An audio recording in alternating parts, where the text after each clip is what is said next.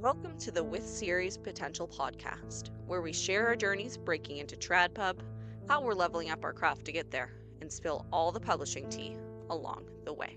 Hi, I'm Anna Hirsch, writing horror novels.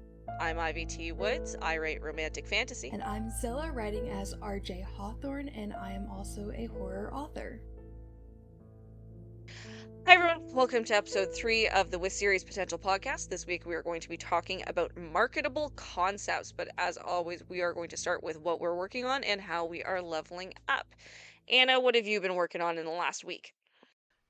Sending queries and going a little bit insane every moment of the day. Yay! I'm so excited that you're finally sending queries again. I was excited until I got here, and it's not fun. It's not fun, guys. My inbox is dead. Yeah, it's fun in concept, and then the silence happens, and you're like, "What do you mean the silence is back? I wasn't supposed to have the silence this time." Yeah, I hate the silence. I'm like, why does everyone hate me? It feels very different from the last time I queried this project because I think part of that is just like timing of like what agents have going on right now, but last time I queried, I got like a bunch of responses right away, like a bunch of requests right away. Also a ton of rejections. I've gotten like a couple positive responses and a small handful of rejections. It's been about a week, so I don't know. Fingers crossed, but it's rough out here. I'm just gonna say it. I'm gonna say it to everybody. This is the book, Anna. Like, this is gonna get you an agent. Like, I know it. I know it. And therefore, like, nothing else can exist. Thank you. I appreciate that. I would be gobsmacked, flabbergasted, appalled if this was not the book for you. Yeah. Having read it, like, even before the edits, it's like, I would be astonished. Genuinely astonished. I do think that it is probably what you had one agent respond talking about, like, they had to put some client manuscripts before reading yours. Mm-hmm. And I think that is probably going to be the trend for, like you said, kind of right now and what's going on is I know from like a lot of other agented authors, a lot of people are going on sub right now. So like I know for me, my agent is out chasing editors and things like that and managing that. So in addition to her normal job, so that would be a big thing where if somebody had a full out with her, that's probably going to delay her reading that full. Or potentially her going through her queries and things like that. And just from what I've heard, it sounds like a lot of people are doing that. A lot of people seem to be getting deals, from what I've been seeing, or at least announcing them. So I think agents are also just very busy right now, which is why it's maybe feeling a little bit slower than it did the first time you went in. That probably makes sense. Like they don't have as much time for their slush pile. Mm-hmm. When I queried last, it was the end of summer, which I feel like is like famously a time that editors are really busy, so probably like it didn't make sense for them to be prepping manuscripts for sub. Yeah, yeah. It's I know other podcasts have talked about it, but like every month is weird for its own reasons. Like there's almost like no good months in publishing. It's always a disaster. Yeah. So, for what I've been working on, since last time we recorded, finished my first draft of Sculptor. Hooray! Yay! I hate drafting so much. Oh, It is no. it is the worst. It's not even the worst. It's just the slowest for me. Yeah, I agree. It's I feel like it makes a little bit more sense for you guys because you guys are pantsers. But I'm a Mm-hmm. plotter, so I'm like, I know what's supposed to be happening. Why can't I write it? Right, you just have to trudge through it. And I think what it is nobody can be 100% a plotter because 100% a plotter is like you know everything going in which case you've just written the book. So it's almost like being 100% a plotter is circling back around to being 100% a pantser because you just write the book. I don't know, but I find it's those nuance things in like chapter to chapter, how a scene flows, all that sort of stuff really, really slows me down. Especially, I found the ending of my book was just such a freaking slog to write. Oh, Um, no. and it's because of what I write, because it's fantasy, so there's a battle. Of course, Yeah. there's a battle at the end, and there's so much riding the line between like scene directing versus having that interiority. And there's so many things to balance and making sure everything comes together in the satisfying way while also still having the rule of cool. And it's just, there's so many things to balance in there. And with my first book, my writing my ending was, or drafting my ending was really, really slow. And I thought it was because I was in my first trimester of pregnancy and I was sick as hell, but apparently I'm just really slow with endings, is what I've learned.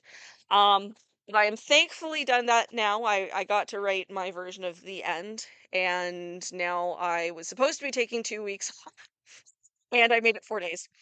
I made it Hey, 4 days, four so days I is better than zero.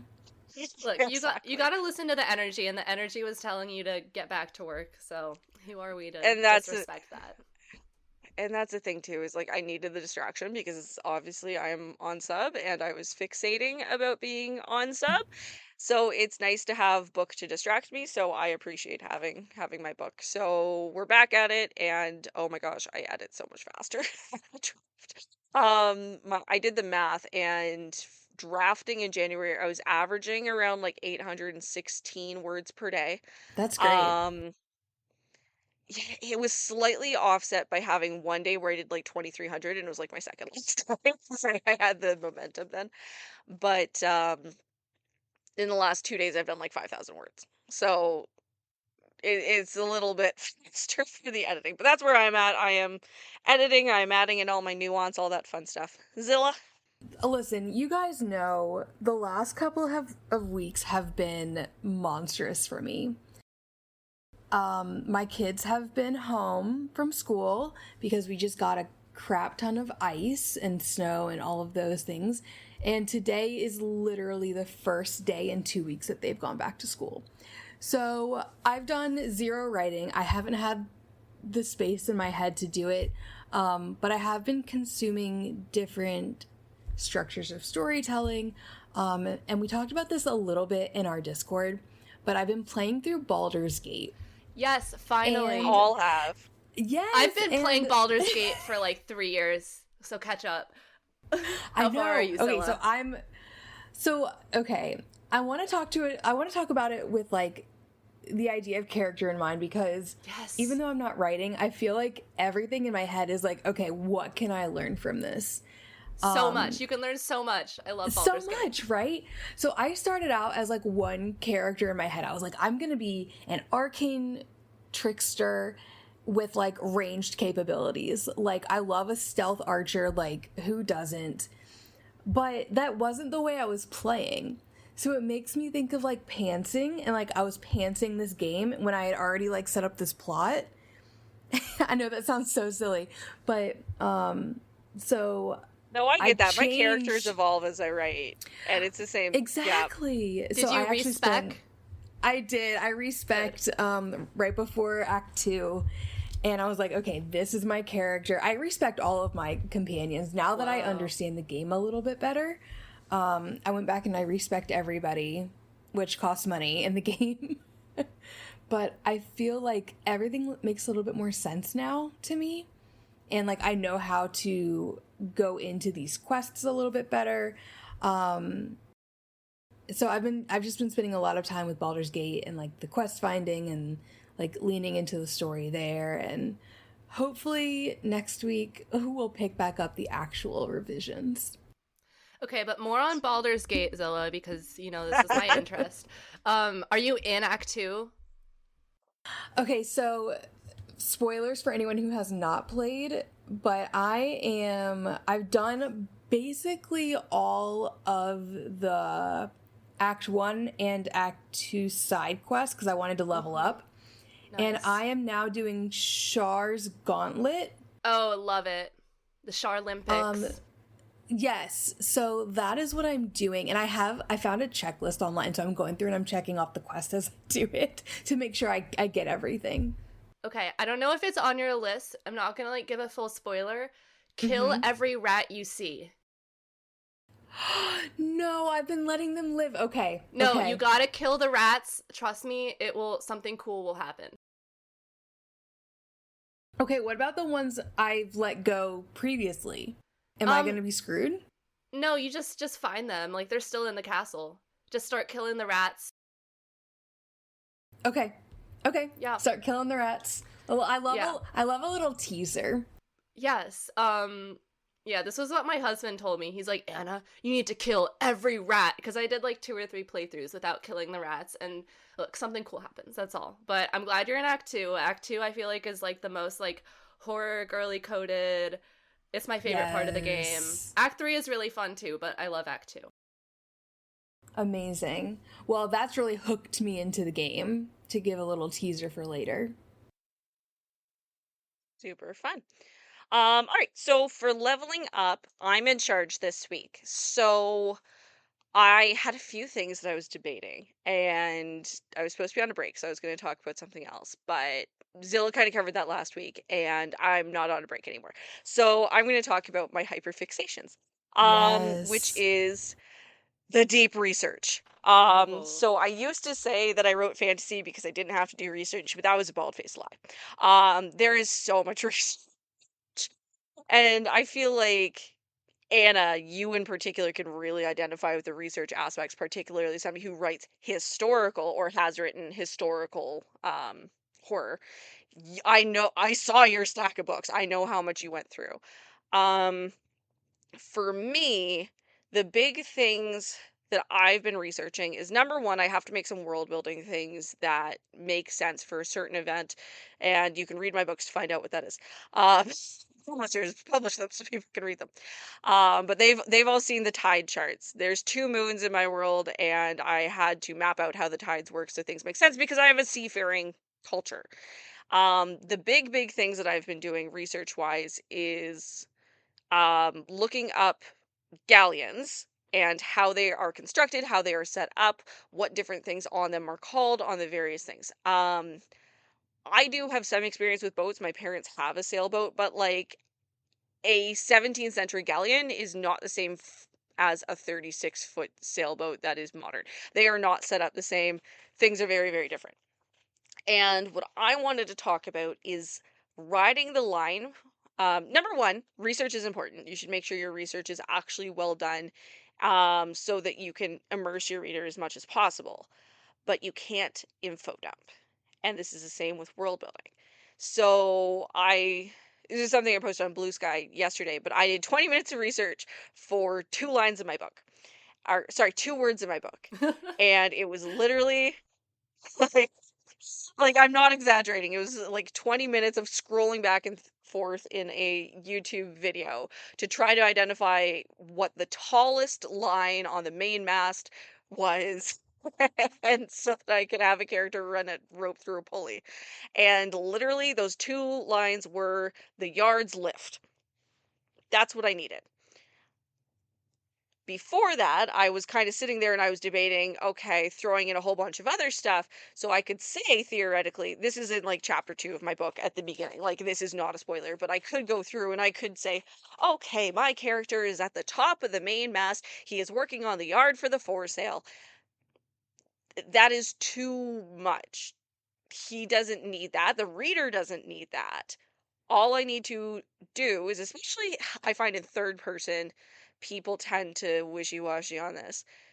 How would he think of what he's doing? He doesn't need to extrapolate that he's at the top of the main mast. He doesn't need to or think about where he is, what he's working on. He doesn't need to give all this explanation. All he needs to know is that he is working on the lift line for the yard, which is a rope on a boat. That's all you really need to know. Rope on a Um, boat. it's a very tall rope on a boat. My readers don't need to know exactly where he is, and I can give those context clues, and I do in later lines. I don't need to kind of come out and tell all of that sort of stuff.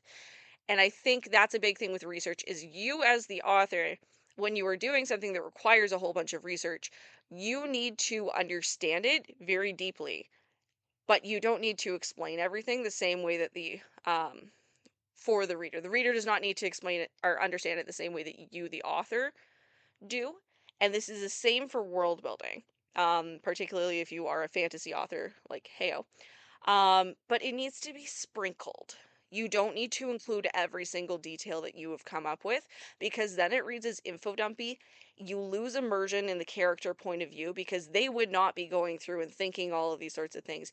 You need to come up with ways to kind of sprinkle it in organically, or better yet, let your reader have questions. If your reader really wants to know what the heck the lift for a yard is, they can look it up. Uh, it's it's tiny details that help kind of build that world around you, and help kind of immerse readers in your character point of view, in the world, all those sorts of things. Thoughts? I guess like my question would be, how do you know that you're doing enough of a sprinkle versus, hey, it's become a downpour, I need to reel it back? I think it really, really needs to be grounded in the character point of view. So just being like, okay, this person has worked on ships for their entire life. This person is currently on a ship now. Would they, in their internal monologue, think about this? And I'm okay with leaving it a little light. And I think this is also something where beta and critique partners really, really come in clutch, because you can ask them to watch for this. Is if you do not understand what the heck I am talking about, okay, please tell me in the draft and I can buff that up. Or if you're like, this is a little much, then I can pare that back down. Yeah, I think this is all very relatable to me. Like you said, Ivy, Mm-hmm. I did a ton of research for my project that I'm querying now. I feel like I went about it very differently than you did though. I ended up Mm, doing a lot of research on the back end. Um when I went into drafting it, I was like, I just need to know enough to have an understanding of how like things work in society so that I can just mm-hmm. create the most juiciest story there that's not going to have any like major plot holes of like Yeah. arranged marriages didn't work like that or whatever. Mm-hmm. But then like a lot of my feedback from my mentor was to amp up the historical setting, so then I actually had to go back in and like go through the nitty-gritty, and it was such a pain seeing it all in after I had already revised it. But in a way it was like, I feel like if I had researched everything that I needed to know before drafting it, I would have gone down like an endless rabbit hole and like not even know Mm-hmm. where it came out. So I was able to research a little bit more focused that way, because I was like, I know exactly what subjects I need to dive into more. But I don't know, there's And pros and I cons. think I'm doing something a little bit similar, which I did not do a whole bunch of this research before I was drafting. I'm doing it now that I'm going into the first edit. Oh, So now perfect. that I'm going through and I'm retyping everything, it's exactly what you said. I know what I need to work on. And so much of this does sound like world builder's disease too. And I think it's all world building in a way, because it's creating a believable world for your readers, even if it's a contemporary setting. Like if you are writing something in Chicago, then you should have the streets that are correct for Chicago. Um, that requires research.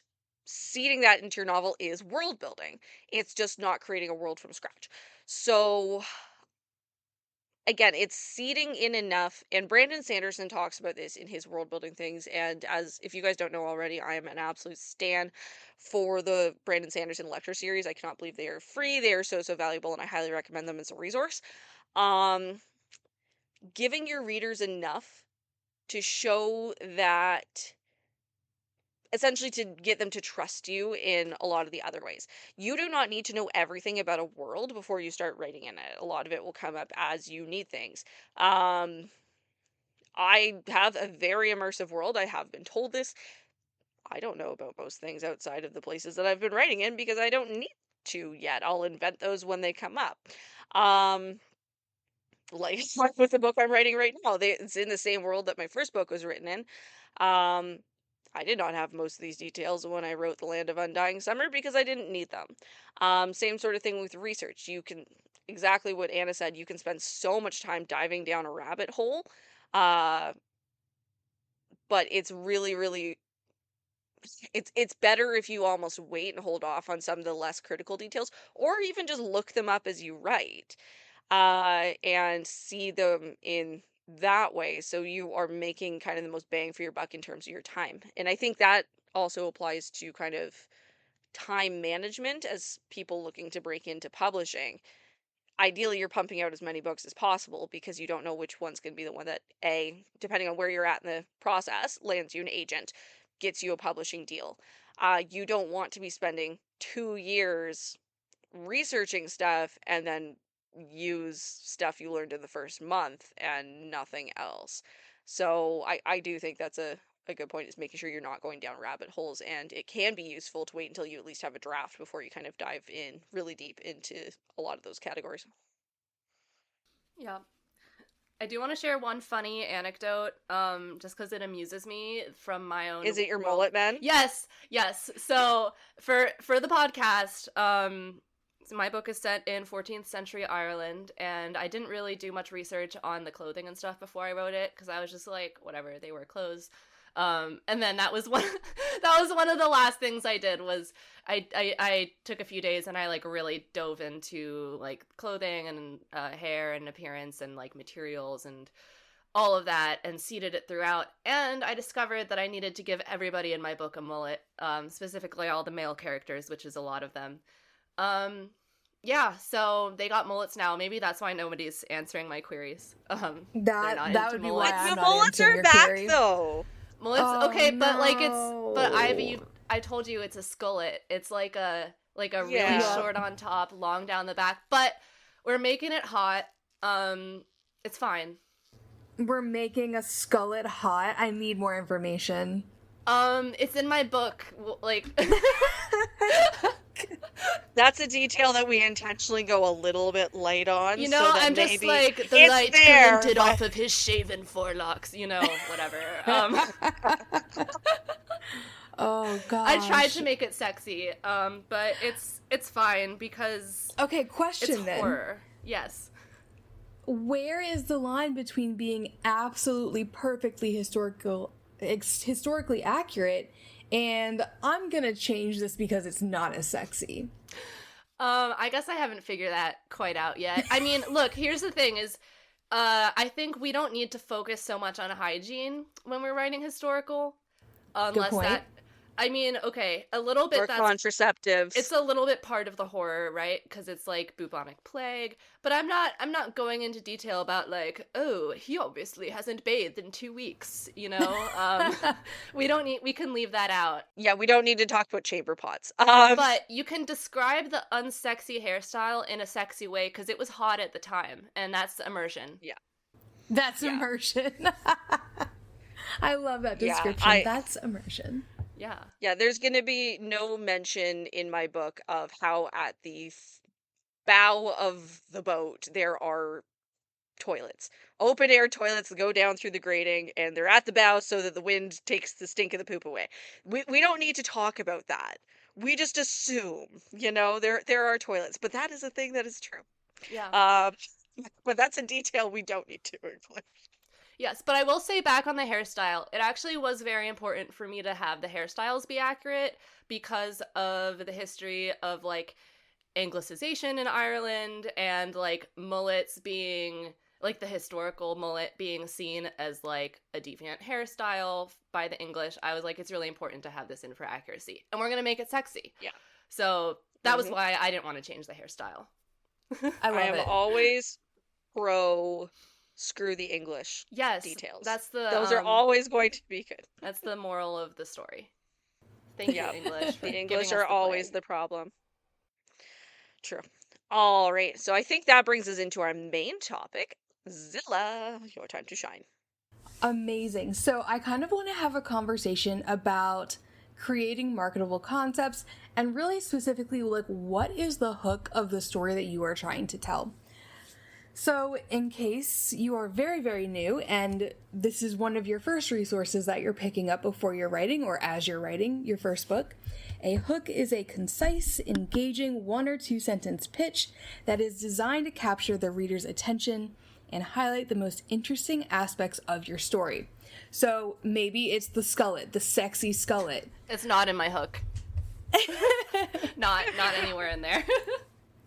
But it is like a very interesting detail. But I think one of the important things is what is bare minimum 4 things that you have to have: your character, your character's goal, the conflict your character is going to face, And what are the stakes if that conflict goes south? So I researched a few pop culture books, like very big books. And so I want you to tell me what these books are just from the pitch or from the hook. So, in an impoverished district of a totalitarianism state, 16-year-old Katniss Everdeen volunteers to take her sister's place in a brutal televised survival show forcing teens to fight to the death. Yes, Hunger Games. And I think the important thing here is not only do we know the characters' names because it's huge, right? But we know totalitarian state, a district, like those words You should said be buzzing. impoverished district, and I was like, it's Hunger Games. It's Hunger Games. Oh, Yeah, yes, you had me there. But like those things are very unique to the Hunger Games, and that's what makes it stick out to agents, to publishers, to the readers. So immediately you know that's the Hunger Games. All right, so next one. Oh, go ahead. I think the emphasis on what you highlight can vary depending on genre as Absolutely. well. So like if you are doing something in a more fantastical or second world non-contemporary setting, you are going to have emphasis on the setting. Whereas if you're writing like a contemporary romance, maybe not so much. Yep. So the types of pitch or hook that you could focus on are character. Maybe you have a really likable or quirky character that's really going to stay in the minds of readers. So I don't think Katniss is going to be one of those. I don't think Bella Swan is one of those. But if we can think of a character who... Mr. Bean. Mr. Bean. Yeah. Perfect. I don't know why that's what I thought of first. It's because it's Mr. fucking Bean. It's Mr. Bean. It's the skullet, but he doesn't have a skullet. But like characters who are just larger than life themselves, those are your character pitches that may work out a little bit better. You see these in a lot of like iconic characters like Sherlock Holmes and stuff like that. Absolutely. Yes. But contemporary is where a lot of people tend to use more character-driven pitches or hooks. You've also got plot or your premise hook. So that's going to be the next one. So a lone astronaut wakes up millions of miles from home with no memory of who he is or what he needs to do to save humanity. Project Hail Mary. Project Hail Mary. That is going to be your premise because that premise is so hooky because you have everything wrapped up into one. Loved that book. Honestly, that was one of my top books that I read in 2025. I haven't read it, but I've heard it's good. It's really good. And like I'm not a big sci-fi person, but I thought it was really well done. I really like Andy Weir. Completely agree. Now, the Hunger Games one that I just shared, that's more of a world-building one. It focuses on the setting. You already know what you're going to get with the totalitarian government. You've got a televised show where kids are killing. Like, you're going to see that setting in your head. Yeah. All right, so the next one is kind of one I just did for fun because it's one of my favorites, but when a recovering alcoholic takes a caretaker job at a secluded hotel in Colorado to work on his book in peace, he begins to spiral into violent madness, bringing terror to his family. The Shining! Oh, The Shining. The Shining. One of my favorites. Now, the thing about this, all of these were one sentence, and some of these were definitely longer sentences than others, but you do need to make sure that it is an elevator pitch. It's quick, it's snappy, you get everything there, and you don't bring in side characters. We don't need to know about Rue. We don't need to know about Haymitch. We, unfortunately, don't need to know about Peeta, right? It is just Katniss and her sister, and hey, she's going to be fighting to the death. Like, the end. That's all we get. And I think sometimes you can, like you did it for Project Hail Mary, you omit the character name as well. Absolutely. Like, that's a detail that's not necessarily always necessary. Yeah. And I feel like it also, character names can be used selectively depending on if they're adding something. Like Katniss Everdeen, her name is almost like a world building detail. Absolutely. Or if you have a really character focused pitch. But like my book pitch is definitely very premise focused and I don't have any names in it. I tend to stick premise as well, but I think, Ivy, tell me if I'm wrong, but I think most fantasy or even sci-fi pitches tend to have a little bit more of that world in their pitch. I would say so, because I think obviously you need the plot, but the world building is it is a big thing. And once again, I'm going to harp on Brandon Sanderson, but he gave examples of how he pitched Mistborn differently depending on kind of who he was talking to. And one of them was entirely world building, which is this is the world where the Dark Lord, or the hero failed and the Dark Lord took over. And we're living in that world. That was the entirety of one of his pitches for Mistborn, when he was like seeing people in the bookstore. What I think you get with a lot of that world building pitches is you are relying on readers' knowledge of the genre, because the world where the Dark Lord fails, you understand that premise. You understand that the hero always defeats the Dark Lord at the end. You understand Lord of the Rings and all that sort of stuff. And when you understand that, then you get that pitch. Whereas if you're trying to bring in kind of new readers from outside the genre, that doesn't work as well. And in which case, a plot or a character premise can work better. Completely agree. All right, so I know I've harped on this a little bit, but I want to kind of link this back to where we were talking about pitch events. So not only is your hook really important for agents and publishers and readers, but it's important for you as the writer to know what the actual core of your story is, because pitches don't die. You're going to be doing them forever. You're going to be doing them pre-agent. You're going to be doing them with your agent. You're going to be doing them with your publisher when you're doing log lines on your book cover. There is no way to get away from creating this hooky, marketable concept. You need them if you are going to make a career out of this. So Anna, because you did pitch events last week, I want to kind of ask you, what in your mind is the first point of doing a marketable pitch if you're going to be pitching on Blue Sky, Twitter, whatever? Yeah, I think for a format like that, and this, again, like this can extend to like any type of pitch you do, you want to focus on what's the one thing that makes people sit up. And sometimes this is a combination of things. For me, it's like Banshee plus romance. That from the very beginning, when I was talking about my book to people, was the thing that made them go, ooh. And so from there, it's just like, how do you really highlight that interesting thing and kind of just juice it up? So I was using language like forbidden romance, which I feel like added a lot of tension to it, as well as like what can I do to support the drama in that relationship. So, and this is stuff that's baked into the plot, right? So like ideally when you're working on the pitch, it can illuminate if your plot is working well. So I would highlight that this is the black sheep of a family, and his family doesn't approve of this romance, hence it's forbidden romance. Like, I mean, it's with the undead, so come on. And then I also added in the stakes, which was like the bubonic plague. And the stakes also ties into the theme of it's a banshee, which is a messenger of death. So, like, banshee romance is the main thing, and then I added in other things that would help support that and add drama and tension. Love. And now, Ivy, I want to kind of like compare contrast. When you were working to get your book on sub, like how did you maybe have to change the way that you thought about pitching your book, if you did at all? So I did not actually participate in changing the pitch for my book. My agent did that. So she took what I wrote for my query letter and then she adjusted it. And I really, really like the way that she adjusted it, because my query blurb ended up being a lot more romance focused, and my book is definitely romance B plot, not romance A plot. But it tends to be a little bit hookier, so it ended up kind of coming out more in my query.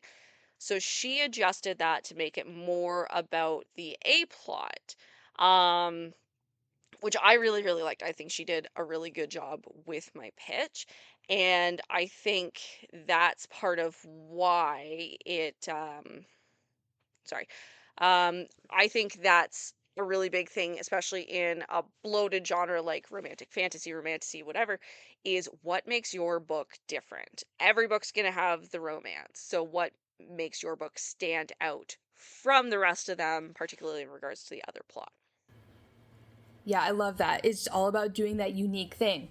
Banshee, plague, I love. And then standing out in a bloated genre, like you really, really need that in terms of like these agents and these publishers are reading how many books a month. depending on their Yeah. capacity of other things, right?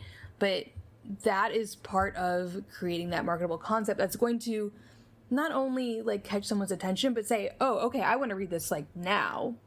Like I want to read this further than 10 pages or whatever it is. And for me, Yeah, go ahead. my initial pitch was like a one-line feeler. So it's interesting because it's like, okay, even if they've requested the full, they haven't actually seen any of my writing or anything like that. So I'm curious how it's going to kind of land when those start coming back. Well, I love your writing. I think it's super bantery and fun. So, I mean, I have no doubts. Try to go so, over humorous and horrific. They're gonna love it. Yeah, absolutely. So I think for me, when I'm thinking about creating a marketable concept, it's really about what media am I consuming, but also I rely really heavy on unconventional or untraditional comps. So so my book right now, we are comping Mean Girls and The Shining, which I love as a combination. I think it's so fun. But I think putting together two untraditional comps is a really good place to start. I think Brandon Sanderson has also talked about this in his classes. So I want to do an exercise with you guys. I want to give you two comps, and I want you to come up with a one-line pitch. Oh, I love this. Okay. And I tried to like lean into your genre, so forgive me if it sucks, but I think it'll be really fun. I gave myself one too, and I have not thought about it at all. Okay. So, Anna, Baldur's Gate meets Frankenstein. Oh my god. Okay. Oh, wait. Well, I want to give everybody, and then I want to like do a minute to think, and then I want to go into it. Great. Because I want to comment on everybody's and be like, okay, this is what's working. This, like, it makes me sit up, like, all of that. Ivy. I'm so bad at pitching. This isn't fair. Lord of the Rings meets Babysitter's Club. I haven't read the Babysitter's Club. Just research. And then I'm going to do Easy A meets Poltergeist. Love it. Okay. So, again, we are looking for character. We are looking for your character's goal. We are looking for your conflict and your stakes. Now, I want to start with Anna. Okay. Anna, do you know what type of pitch you like went ahead and did? Yeah, I think this is like a premise pitch. Love it. With a splash of world building. Of course, I wouldn't expect any less. Let's hear it. Okay. Oh gosh. A mad wizard creates the ultimate magical automaton to deploy his plan to claim a nearby city from an evil dictator, but when the activation spell goes haywire, he must fight off his creation and face becoming the very thing he wished to destroy. Love. What were the comps again? Frankenstein meets Baldur's Gate 3. Right, okay. So your character is your haywire wizard. No, the mad wizard. His creation goes haywire. Okay, that makes sense. Okay, so the mad wizard is your character. Yes. The goal is to create this what did you call it? A magical automaton. Well, his goal is to claim a nearby city from an evil dictator. So he creates this automaton to like basically be his super soldier. But then it goes haywire, and his super soldier attacks him, and which is the conflict. He might become the dictator. Look, I wrote this in 3 minutes, so don't. I think it's so good. We can't get into it too hard. It's so fun. No, I was just making sure like I could identify each part, and it's hard to do when it's not written in front of you, right? But okay, so Ivy, I want to talk to you about how we might see this fitting in the market and how we might say whether this is a marketable concept or not. Okay, read it one more time. We've got... Reading it is hard because it's so scribbled. Yep. Oh, yeah. Okay, a mad wizard creates the ultimate magical automaton to deploy his plan to claim a nearby city from an evil dictator. but when the activation spell goes haywire, he must fight off his creation and face becoming the very thing he wished to destroy. Okay. Um, it goes fantasy, Yeah. obviously. Um, it could be, I think, secondary world makes the most sense, but theoretically, I think you could even comp it as a our world fantasy, depending on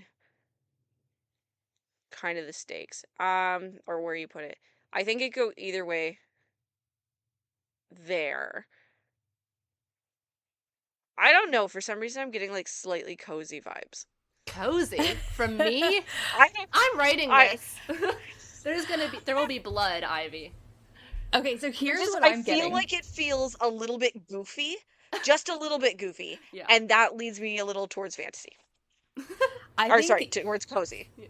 I actually think it would be a really great genre blend between fantasy and sci-fi. Yeah, I could see that. Okay, yeah. And I think that is a very small blip that we're seeing in the market right now. That could be attractive to agents or to publishers, I guess. I also think that you have a very familiar stake, which is, or goal and stake, right? Like, he wants to take over something. So he's technically like an antagonist, but he's the protagonist. He's more of like a villain perspective, which is super hot right now. And it's making me think Megamind. I love Megamind. It's also very familiar, but not at the same time, which is something publishing is always looking for.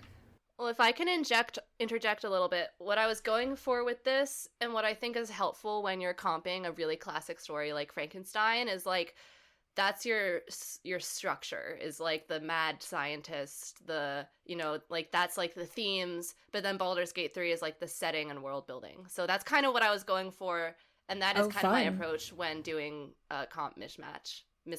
It's transplanting the plot into a different setting, and yeah, that's so fun. That's great. Ivy, do you want to do yours? Okay, so mine was Lord of the Rings and the Babysitter's Club, and I did not know the Babysitter's Club, so I did most of my 3 minutes was spent researching. When 5 friends are tasked with destroying a cursed ring in the middle of their babysitting gig, they must bring their preschool charges along for the ride, providing enriching activities while also avoiding the forces of evil. Oh my gosh, whoa. I need you to write it now. Wait, can you read that again? Yeah. When 5 friends are tasked with destroying a cursed ring in the middle of their babysitting gig, they must bring their preschool charges along for the ride, providing enriching activities while also avoiding the forces of evil.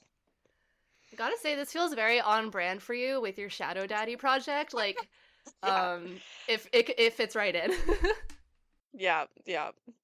Okay, Anna, what do you think marketability-wise? I think this is really fun. I think this could go well with like the rise of D&D related stories we've seen recently, which is ironic because my last one was Baldur's Gate 3, which is like literally Dungeons and Dragons, but yeah, it's giving me that like really fun like friend adventure, actually getting a little bit cozy with teeth from it, just because it feels, in my brain, it's middle grade. Yeah, oh, cute. I could see that. Yeah, a middle grade fantasy. I love a middle grade fantasy. Yeah, I feel like a middle grade Stranger Things. Oh yeah, there you go. I love that. Yeah. I feel like having a friend group gives like a really nice setup because it is giving me like banter and found family and like fun antics. Yeah, so I could definitely see this having a place on the shelves. I also wrote found family. Yeah. Just a note is obviously 5 friends. In my brain, they have 4 preschool charges because there's 9 members. There's the 9. There's 4 hobbits, and there's 5. I love. Just, there's levels. See, I wouldn't have thought of that. Levels. That's why you're there's the fantasy layers. writer.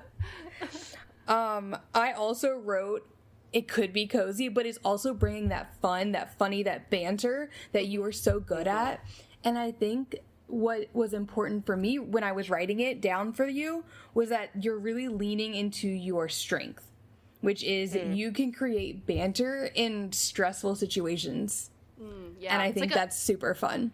It's like a fun adventure. And then I wrote familiar but not, because you do have the cursed ring that they have to figure out how to destroy, which is, destroying something, a quest. You have that very familiar idea that sells, and then you're twisting it with babysitters and their charges, which is like incredible. Like, I want you to write this immediately. So which, like, absolutely, Gandalf is a babysitter. 100% he's a babysitter. Like, it's just for old, tiny people. It gave me Steve immediately from Stranger Things. Yeah. Yes! Gandalf yes, is that Steve. Absolutely. Yep. Confirmed. Please don't yell it as Lord of the Rings stands. I loved it. Whatever. Okay, so mine, and again, as a reminder to our listeners, this was done in 3 minutes. I did Easy All A. of us giving that caveat. Yes. Easy A meets Poltergeist. So a 17-year-old girl is visited by a spirit in the television during a history class, and while her class believes it's a prank, she is forced to return night after night to do the spirit's bidding. Ooh. Okay. So the Easy A comes in with the classmates in the prank, and then obviously spirit coming out of the television is Poltergeist. Yeah. Okay. Cool. I'm very curious about the spirit's bidding and like what that would mean, and I could definitely see maybe some like revenge on the classmates happening. So it would definitely go Easy A with the bidding, I think. Yeah, for sure. Yeah, that's fun. I like the like bringing in the school vibe with the supernatural and like the potential for all of the antics that could happen there. Yeah. This one would be YA for me. Yeah. Yep. I feel like YA horror. Yeah, for sure. I definitely would want it to be like A24, but for YA audience. That's cool. I feel like that's something that's like a little bit missing in the market, is that the really like atmospheric and like kind of artistic horror for YA. Although to be fair, I don't read a lot of YA horror, so maybe I'm totally wrong. I think there's definitely some upcoming sales that I've seen happening. There's one YA author that I'm absolutely obsessed with. Her name is Lisa, I can never remember her, Springer.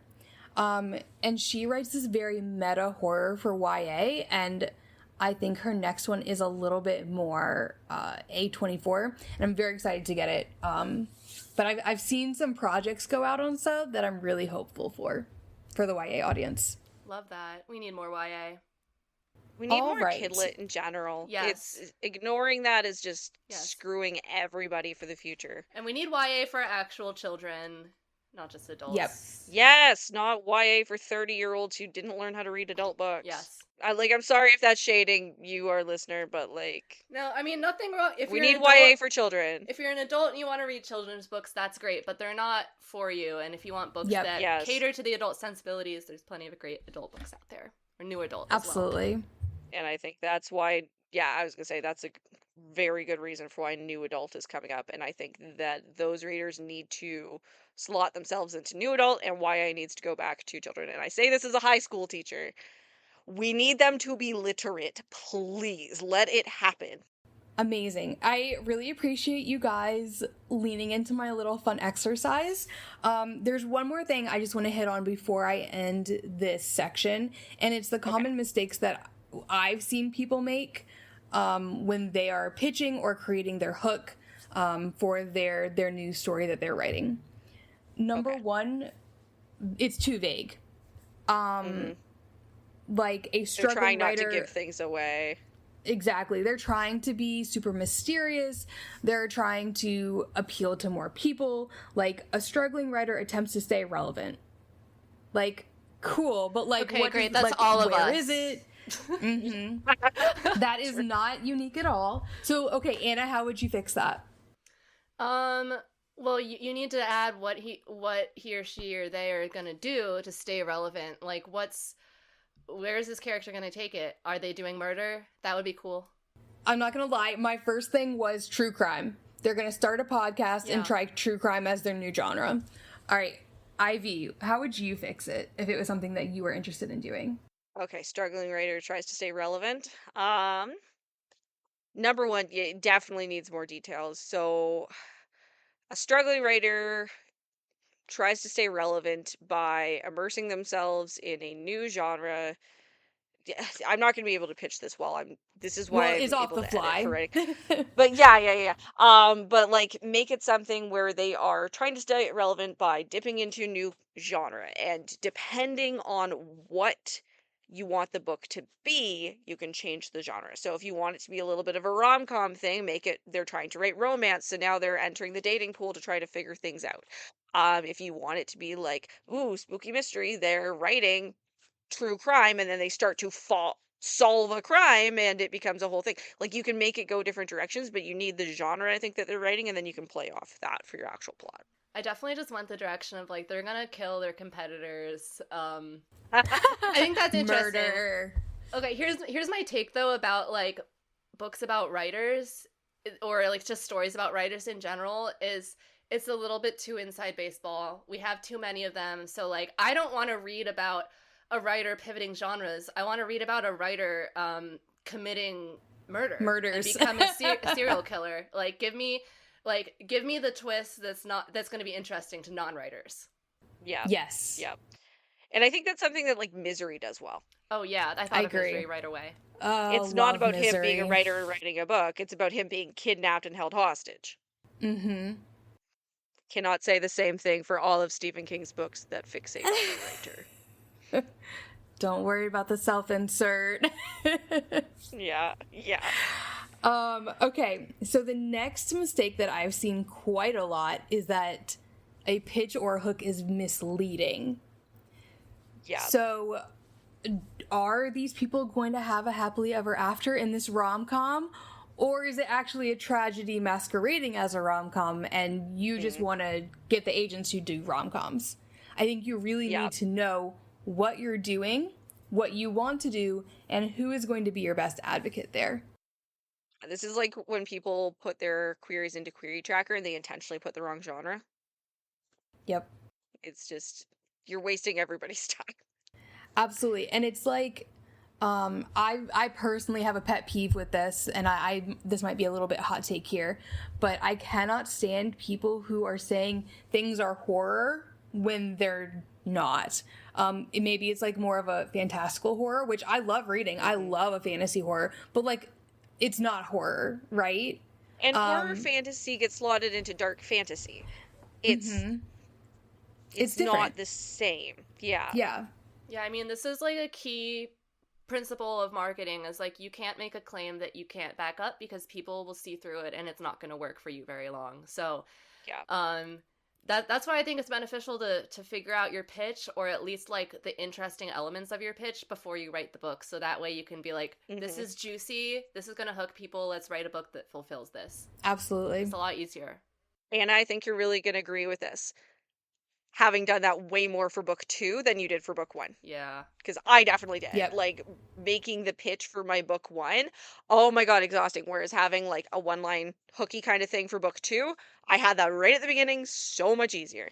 Yes, it was very exhausting for my first book. I actually do it after draft 1, so I know how to revise. It helps me kind of nail down where I'm going. But I also... You have a mission statement. Exactly. You don't want to bait and switch an agent. If they're going in with the promise of the premise is, teenagers killing each other in the Hunger Games, and instead they get a romance and it's all PETA, that's not what the agent signed up for, and therefore, like, you're probably not going to do well. And I'm saying agent, but it could be publisher, right? We're just hoping the agent... Yeah, whoever. So that would be... another common mistake. And then the final one is something that is just too long. These pitches, these 1 to 2 lines really is all you should do. Because anything longer than that, it starts getting into the pitch blurb of like a query letter. And that's not what your goal is for creating a marketable concept. A marketable concept should make people sit up, like Anna said. It should make people say, oh. And then I'm going to plug Turning to Story, as I always do. They have something called the big idea. So your hook should make people's minds start turning to figure out where things are going to go, what things could be included. You want them to almost start thinking of the story before they read it, so that they're getting excited and using that excitement to go and buy your book, to read more pages, etc. Yeah, the big idea is also something that we do in advertising, or like I did when I worked in advertising, and it's something that is said a lot in that industry is like, oh, does something have legs? If an idea has legs, those are the ideas that like people, no matter who they are, they tend to sit up and listen. And this is a great way to pressure test an idea. I found that the ideas that work well, both in advertising and in the book world, tend to get a lot of people's attention. So if you're telling people about your book and they're not really excited, it's probably not them. Sorry, I've been there. Are there any other mistakes that you guys have seen kind of out in the world? I've seen people get too in the weeds, which you touched on a little bit, Zilla. And I think sometimes people, and I've been there too, like working on my own pitches.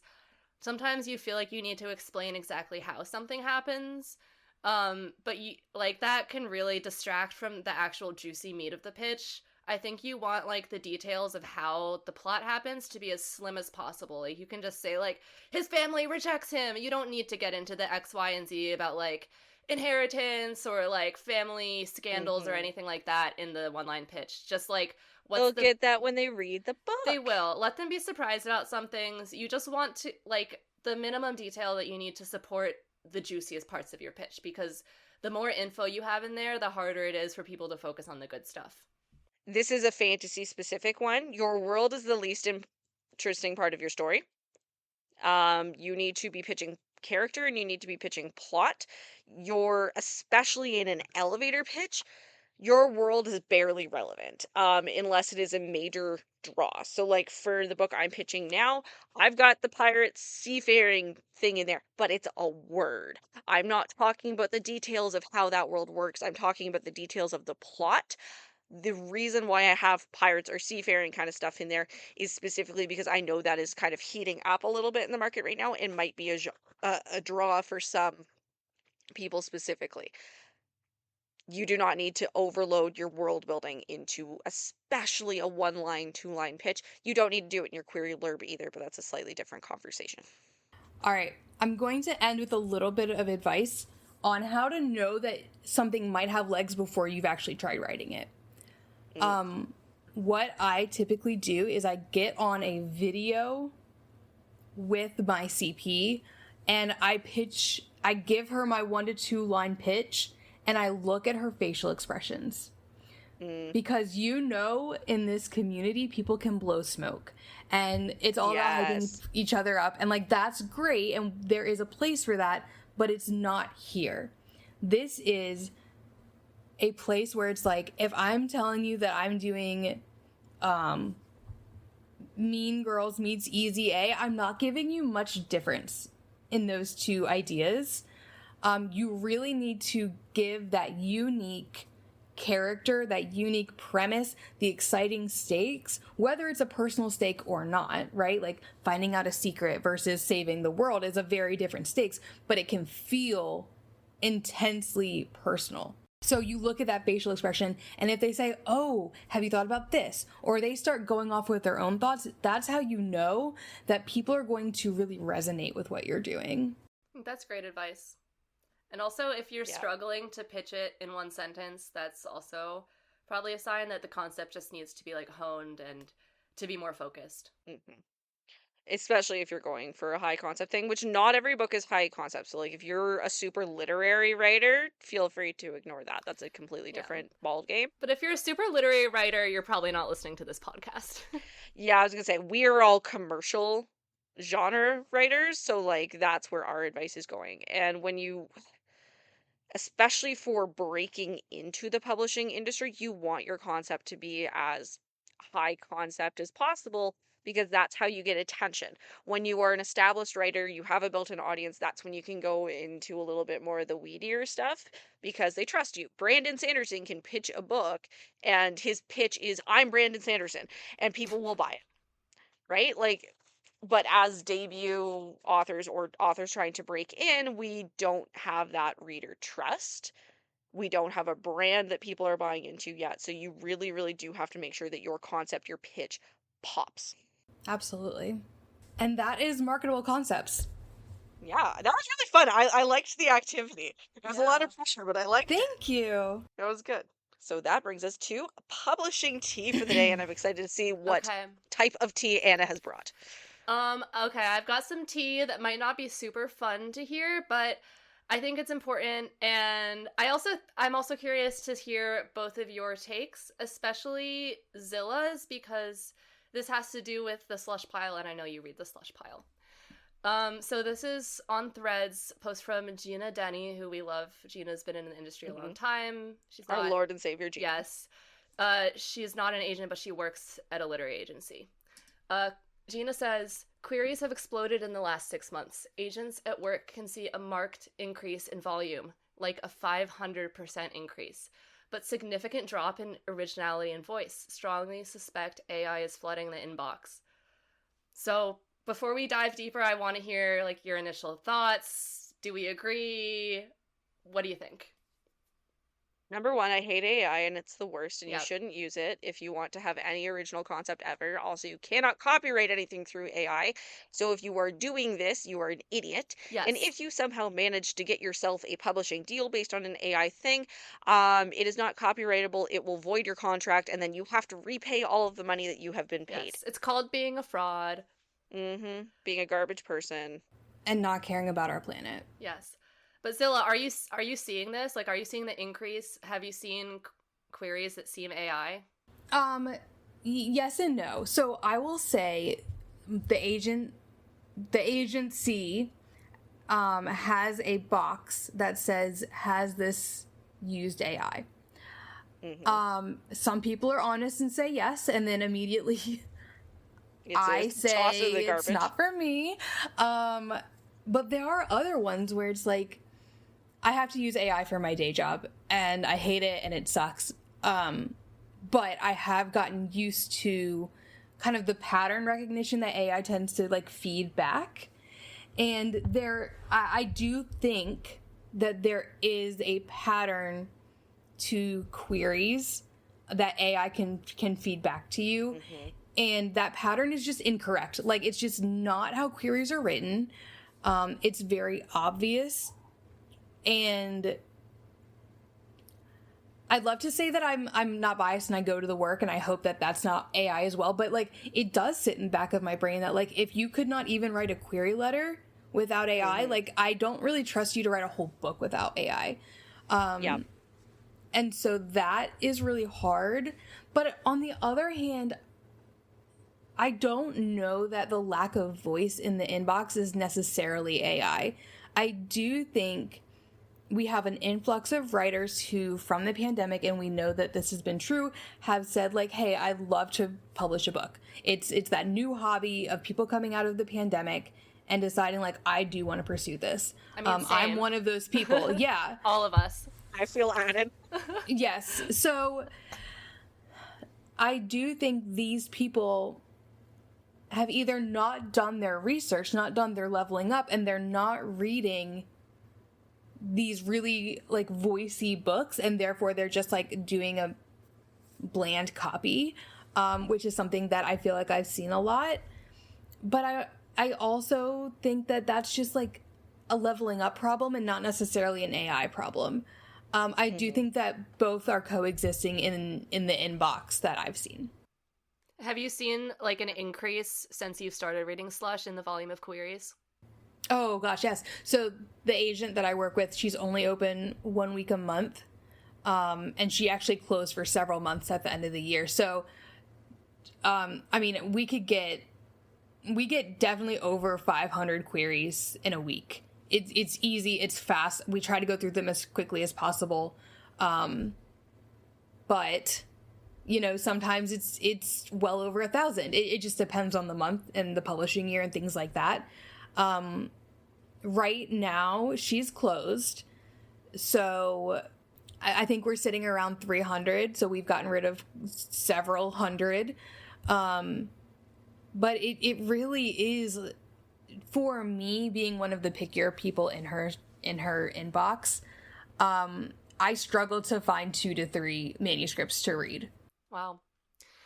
So this all really speaks to like what we've been talking about with the concept and the importance of having a marketable concept and knowing how to pitch it effectively, because that in such an influx of other writers, like if you're not, selling your work as well as you can, it's easy to just like, blend into the crowd, and you want to be the person that rises to the top. That's the only way to break It's in. the same thing with people. It's your query is your first impression, as are your first pages. But most, I think, people in a slush pile are going to read the query first just because of how it's structured. You want to know if the concept is sound before you bother. Your first impression matters. So having your first impression be AI slop is a really bad look. Even if you have, which I doubt, written the whole book yourself without any AI whatsoever, if the query is AI slop, the assumption, like Zilla said, is going to be that the book is also AI slop. Mm-hmm. I will say I've been on an agent panel, like a Zoom, like free call with an agent before, where the agent said that she advised people to try writing their queries with ChatGPT. And this is really bad advice. And No. Yeah. it was like an actual agent who's been in the industry for a long time. I honestly don't remember who it was. I could probably go back and look. But um, some people might be like hearing this advice, and it's really bad advice, and you shouldn't take it because there's so many resources out there. Query Shark. Query Shark, pub tips on Reddit. Yep. There's Writing groups. yes, there's templates out there, and you're gonna need to learn how to pitch your book. And if you're struggling to write your query, it oftentimes points at issues in the manuscript, which is a really hard lesson to learn. Queries are hard. Like I probably went through like half a dozen drafts of my query for the project that I'm querying, and I went through way more drafts than that for the book before it, and it's partly because that book wasn't like the concept wasn't in the shape it needed to be in to query. It was not high concept in the slightest.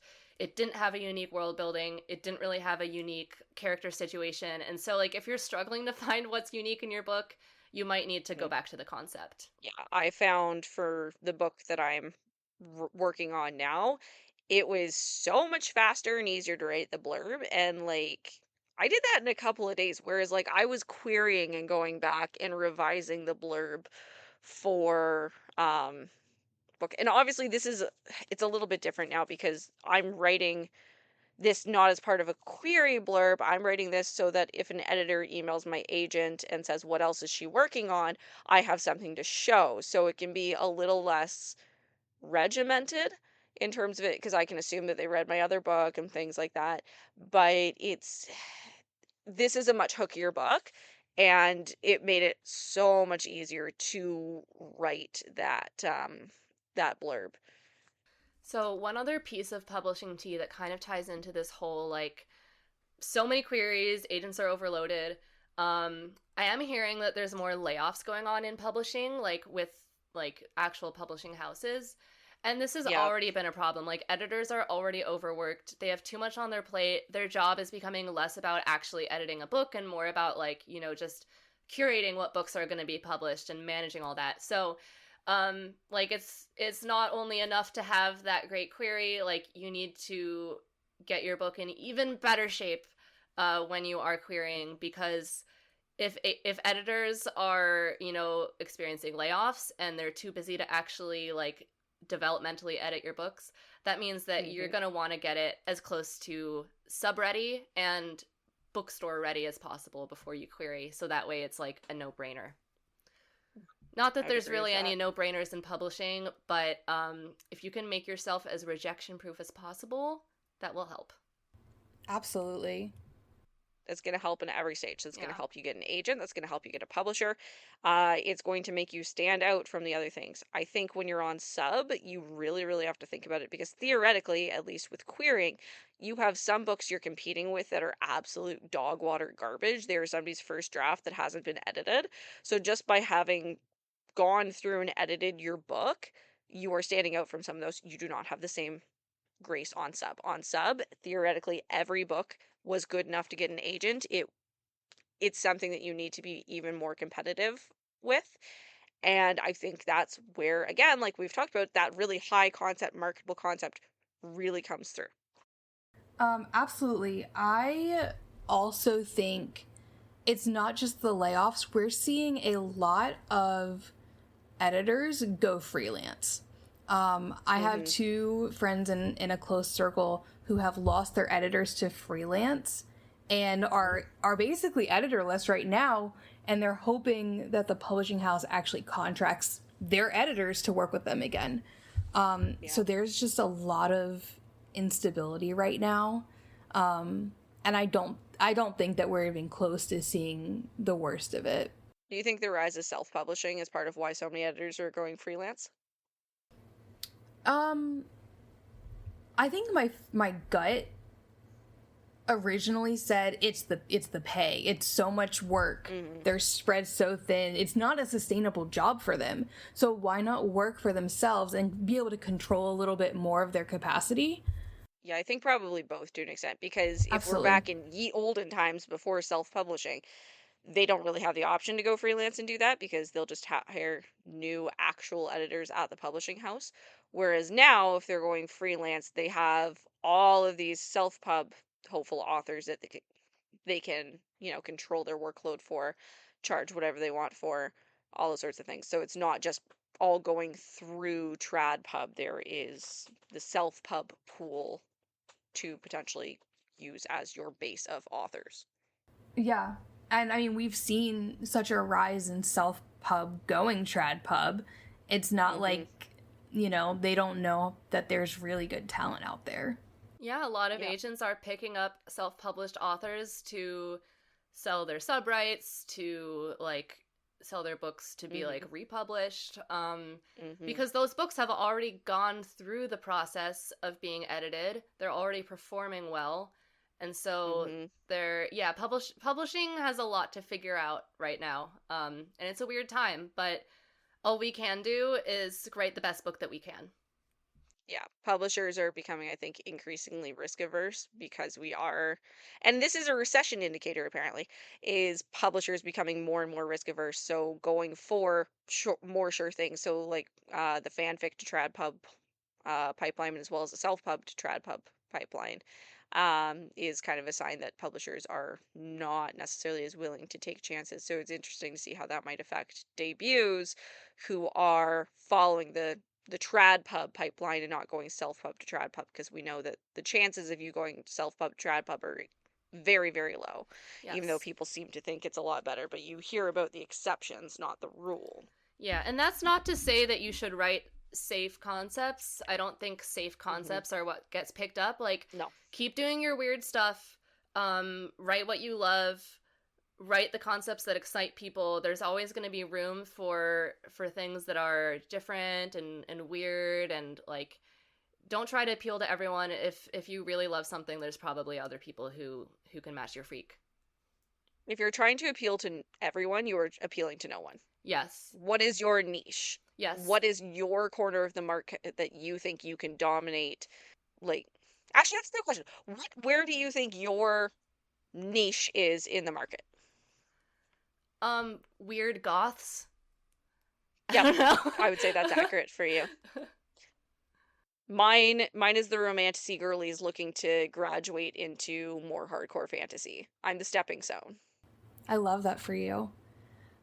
I think that like I'm like B movie horror, but like in book form. Yeah. Yep. For me, I would also say I feel like people who are curious about horror could like Horror my book. light. Horror light. Something I've been putting on some of my queries when I asked about potential audiences, like horror curious romantasy readers. So Yes. like, because a lot of people who've read my book, like beta readers and such, have not really been horror readers, and they've come out of it saying like, I don't really like horror, but I liked this a lot. So that's it's like, yeah, it's partly like the weird girl stuff, but also like it's an entry point to horror, as opposed to something like yours Zilla, is not where, like aggressively scary. no, it's horror. not aggressively scary or gory or anything. Versus Zilla, you're like all about like the diehard slasher fans, like the horror lovers, yeah. the people who just want to see the bodies hit the floor. I love the bodies hit the floor. Yes, as do I. I also enjoy making the bodies hit the floor. Yes. We love gore. Okay. I think that probably wraps us up for this week. Yeah. Any other thoughts, questions, concerns? I just hope next week brings a lot of productivity for all of us. Yes. May it be so. May something happen in my query inbox. Any other thoughts, concerns, questions? No, just lighting some candles for everybody. Yes, may our inboxes be busy, may we be productive, and may we level up. All right. Thank you for tuning in this week. This has been episode 3, Marketable Concepts. Next week, we will be covering, what are we covering? I should have had this ready. Episode 4 is going to be looking at vetting agents. Oh, so fun. I've covered this on TikTok before. So, and I've got the main concept, so that's actually really good. So leveling up will be covered by Anna. Main topic will be covered by me, and publishing tea will be Zilla. So we look forward to seeing you next week. Thanks for tuning in, and bye for now. Bye, everybody.